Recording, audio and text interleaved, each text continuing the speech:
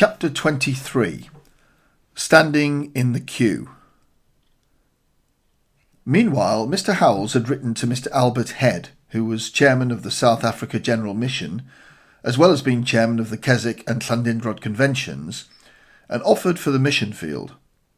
He told him about the healing of his uncle and Joe, and he received a letter from Mr. Head asking him to come up to London and meet the council of the mission, and to bring Joe with him. The morning they left for London, he and Mrs. Howells only had £2, and she needed money that very day.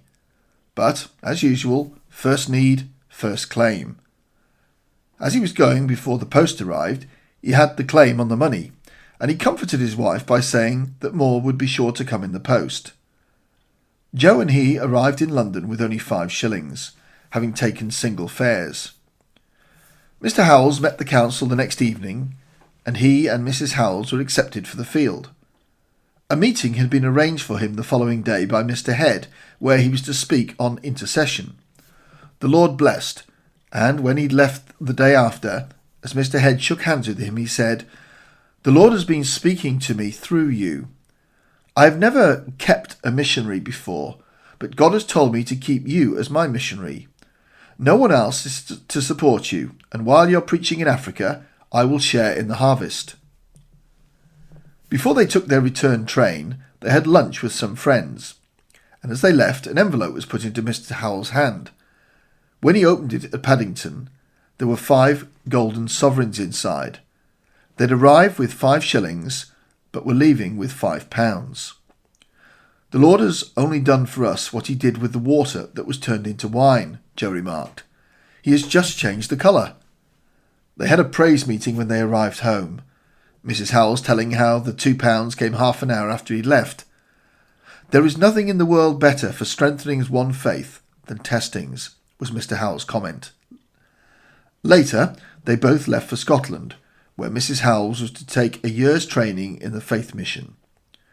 Shortly afterwards, he left her there and went on to London for a 9-month medical course at Livingston College.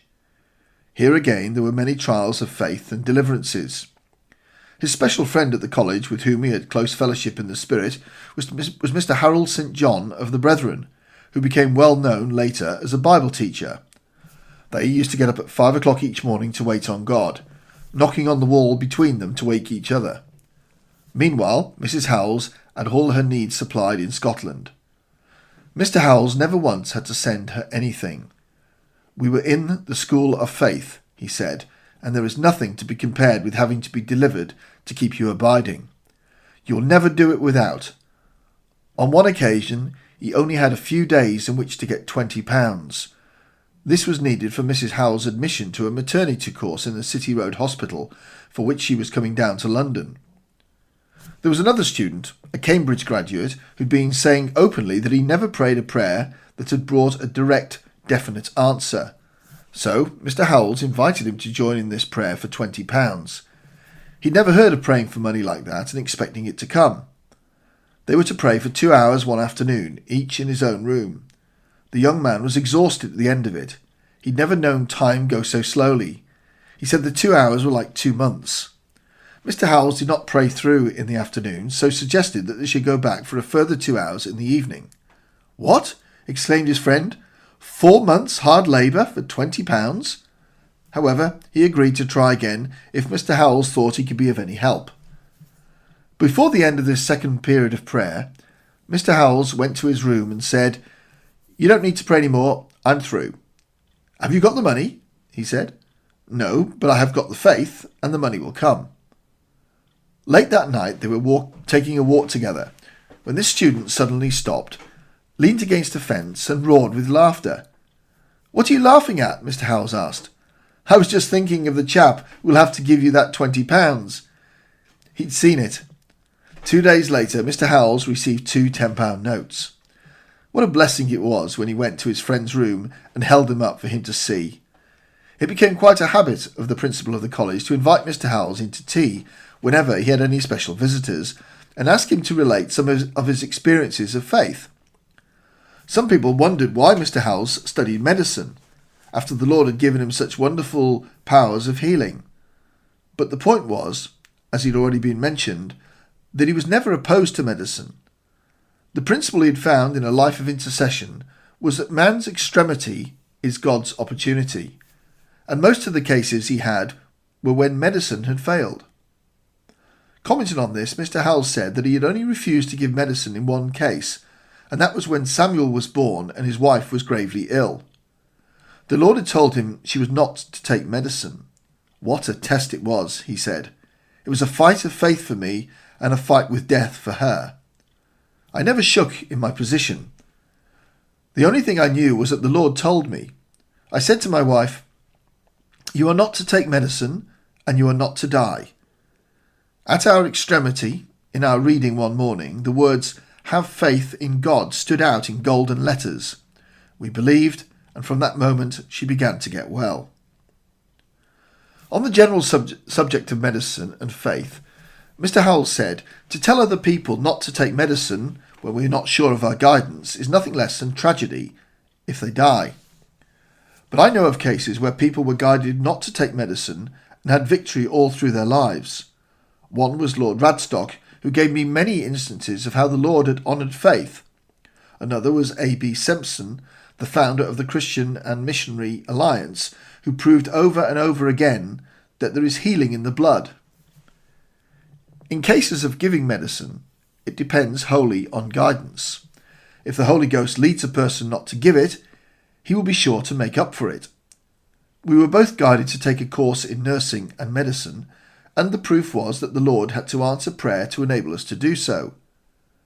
After we had finished our training in Edinburgh and London, the Lord opened the way for me to be a dispenser with a doctor for 6 months, and my wife to take a maternity course, both of which proved most useful on the mission field.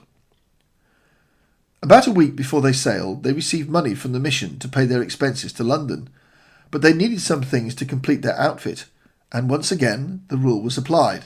First need, first claim. There is always a tendency to keep money so as to get out of God's testing, said Mr. Howells, and we tried our best to do it this time. Anyway, we had to spend the money, and all the people of the place thought we were well supplied, so we were, up to that week, and we thought money would be sure to come the day before we were to leave for London. But the last post came, and no money, and our train was leaving before the post next morning. We thought it would be very hard to say goodbye to my uncle and aunt and little Samuel, but the burden for the train money made the parting a little easier. That is often the way with the Lord. When we have a very hard thing to do, he will burden us in another way to make the former one easier. Next morning, it was not so hard to part with our parents, because we had to walk to the station without the money. We felt sure that it would come on the station platform. But no, time came for the train to leave. What were we to do? There was only one thing possible. We still had 10 shillings, and we must go as far as we could with it. Then our extremity would be God's opportunity. We had to change trains at Llanelli station, about 20 miles from our home, and wait there a couple of hours. So, without letting anyone know, we only booked as far as that. There were many people at our home station wishing us all the good things, but what we needed was money to go to London. Many also came as far as Llanelli, singing all the way. The thought that came to me was, I'd sing better if I had the money. We went out to breakfast with some friends at Llanelli, and there walked back to the station, still not delivered. And now the time for the train had come. The Spirit then spoke to me and said, "If you had money, what would you do?" "Take my place in the queue at the booking office," I said. "Well, are you not preaching that my promises are equal to current coin? You'd better take your place in the queue." So there was nothing I could do except obey. There were about a dozen people before me. There they were, passing by the booking office one by one. The devil kept on telling me, "Now you've only a few people in front of you, and when your turn comes, you will have to walk through. You have preached much about Moses with the Red Sea in front and the Egyptians behind, but now you are the one who is shut in. "Yes, shut in," I answered, "but like Moses, I'll be gloriously led out." When there were only 2 before me, a man stepped out of the crowd and said, "I'm sorry, I can't wait any longer, but I must open my shop. He said goodbye and put 30 shillings in my hand. It was most glorious, and only a foretaste of what the Lord would do in Africa if we would obey. After I had the tickets, the people who came with us to the train began to give gifts to us, but the Lord had held them back until we'd been tested. We were singing all the way to London. On their arrival, Mr. Head asked them to breakfast the next morning. He then told them that he had £50 for them, but he didn't post it. "Thank God you didn't," said Mr. Howells, adding to himself, "I wouldn't have been without the test in the queue for anything." They had all their outfit except 3 things: a watch, a fountain pen, and a raincoat each. They never mentioned these things to anyone, but at breakfast Mr. Head asked, "What kind of watches have you?" and told them that his son Alfred wanted to give them a watch each. Heath asked, "Have you prepared for the rainy seasons in Africa? Have you got good raincoats?" When they said they hadn't, he told them to go and get one each, and wrote down an address on a card saying that they were to get them at his expense. After writing the address, he asked, "Have you seen this kind of fountain pen?" "No," they replied. "You must take one each with you," he said.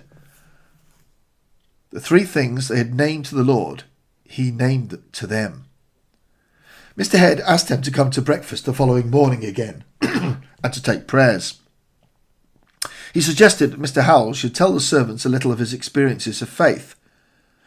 "You used to have a life of faith some time ago, didn't you?" he said. "Yes, and quite recently too," answered Mr. Howells, and told them about standing in the queue. Mr. Head could hardly breathe, waiting to hear how he got out of it. "I've never heard anything like it," he exclaimed. But Mr. Howells told him that he hadn't finished yet, and that what had happened at Corrie Lodge the previous day in that very room was better still. And he told him the story of the watches, raincoats, and fountain pens. "I prefer this to £1,000, said Mr. Head, "to know that the Lord can guide me like this in my giving." So they left England on July the 10th, 1915, after a glorious victory, knowing that the one who had called them into this life was able to deliver them in all circumstances.